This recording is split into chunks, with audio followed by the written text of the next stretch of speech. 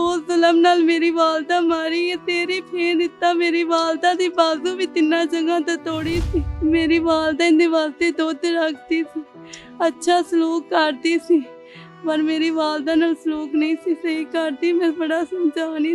बहू ने अपनी सास को कत्ल कर दिया। मेरी वालदा पानी तो भी प्यासी गई है, पता नहीं किस तरह तड़प के जान निकली होएगी मेरी वालदा दी। मैं जुल्म बर्दाश्त नहीं हो रहा।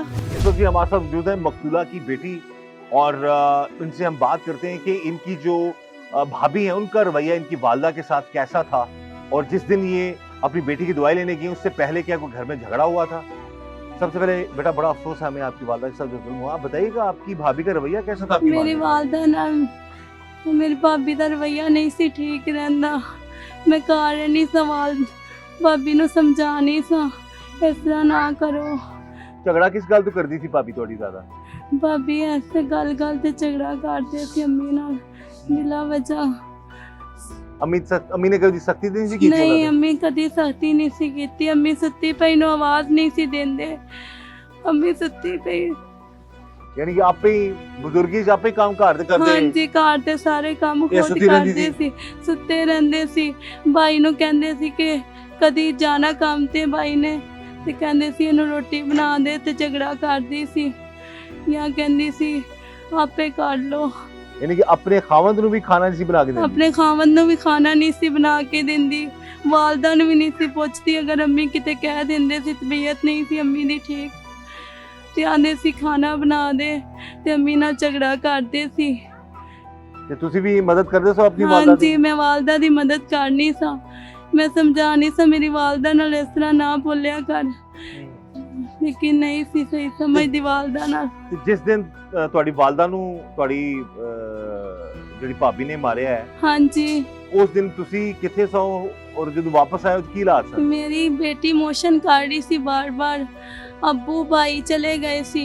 वालदा कह रही सी कि अगर पहले इनकी तबीयत खराब होंदी ते तू भाई नू घर रख लैंदी ते ना जांदी तू, मैं ना जांदी ते मेरी वालदा ना इस तरह होंदी।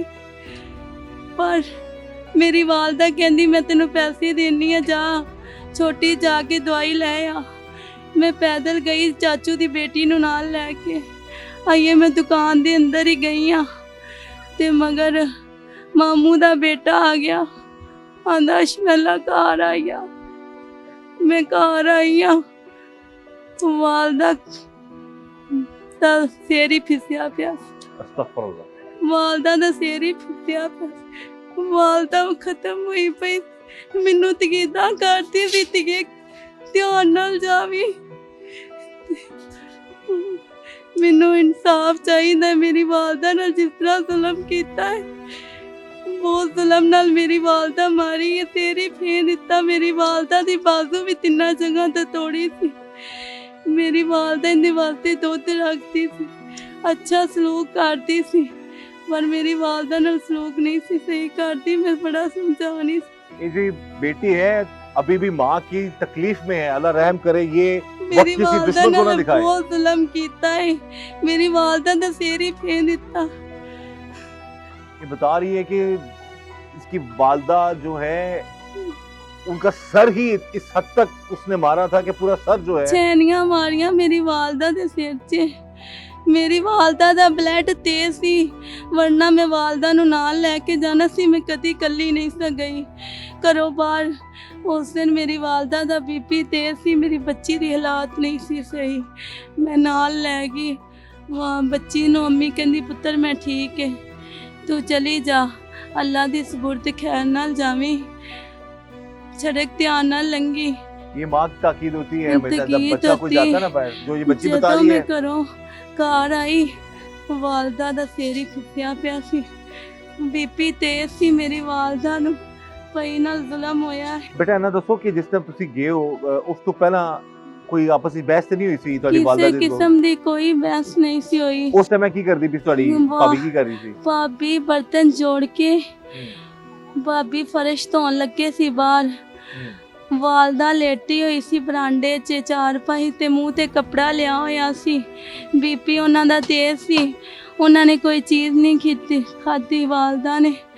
मेरी वालदा पानी तो भी प्यासी गई है, पता नहीं किस तरह तड़प के जान निकली होएगी मेरी वालदा दी। अल्लाह रहम। मैं जुल्म बर्दाश्त नहीं हो रहा जिस तरह मेरी वालदा गई।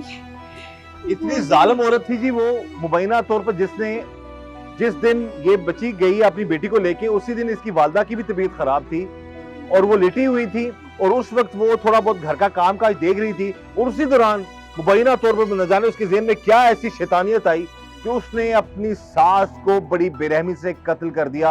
ये बच्ची बता रही है कि ये भी बड़ा समझाती थी अपनी भाभी को प्यार से कि वालदा का रवैया अपनी बहू के साथ बहुत अच्छा था। मेरी वालदा बहुत प्यार करती, बहुत ज्यादा।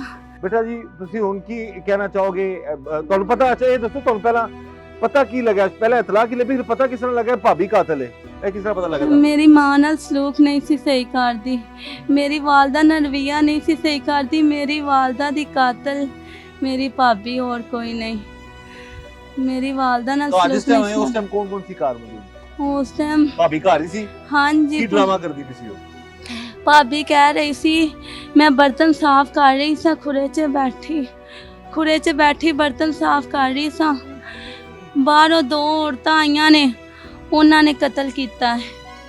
ਲੇਕਿਨ ਨਹੀਂ, ਮੈਂ ਜਦੋਂ ਘਰੋਂ ਗਈ ਆ ਨਾ, ਭਾਬੀ ਬਰਤਨ ਜੋੜ ਕੇ ਤੇ ਫਿਰ ਨਾ ਬਰਾਂਡੇ ਵਿੱਚ ਫਰਸ਼ ਧੋਣ ਲੱਗੇ ਸੀ। ਮੇਰੀ ਉਸ ਦਿਨ ਬੱਚੀ ਨਹੀਂ ਸੀ ਠੀਕ, ਵਰਨਾ ਮੈਂ ਕਰਨਾ ਸੀ। ਇਨਸਾਫ ਚਾਹੀਦਾ, ਜਿਸ ਤਰ੍ਹਾਂ ਮੇਰੀ ਵਾਲਦਾ ਨੂੰ ਕਤਲ ਕੀਤਾ ਨਾ, ਇਸ ਤਰ੍ਹਾਂ ਹੀ ਇਹਨਾਂ ਨੂੰ ਕਰਨਾ ਚਾਹੀਦਾ ਹੈ।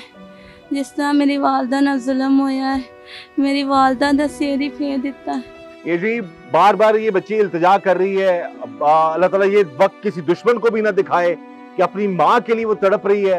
पूरा खानदान डिस्टर्ब हो चुका है, पूरा खानदान जो है वो बिखर गया है एक औरत के गुस्से की वजह से, जो कि इस खानदान की बहू थी, जिसने बड़ी बेरहमी से अपनी सास को मुबैना तौर पर इस तरीके से कत्ल किया कि उनका सर तक जो है वो देखने के काबिल नहीं था। बच्ची बता रही है कि सारे वो बाजू टूटे हुए थे, बाजू पर 3 जगहों से एक बाजू टूटा हुआ था, सर पे जख्मों के निशान थे।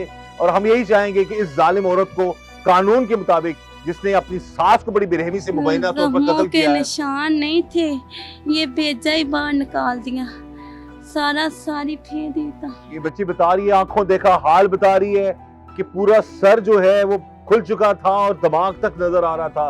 अल्लाह रहम करे जी, अल्लाह ताला इस मामला से ऐसे मामला से अल्लाह ताला सबको महफूज रखे। और हम यही चाहेंगे कि इस जालिम बहू को, जिसने मुबैना तौर पर अपनी सास को बड़ी बेरहमी से कत्ल कर दिया, उसको कड़ी से कड़ी सजा मिलनी चाहिए, ताकि आइंदा कोई भी किसी के साथ ऐसा जुल्म ना कर सके। इस वक्त जी हमारे साथ मौजूद है मुस्तफाबाद में हमारे नुमाइंदा फैजान शरीफ, और उनसे हम बात करते हैं इस केस के हवाले से।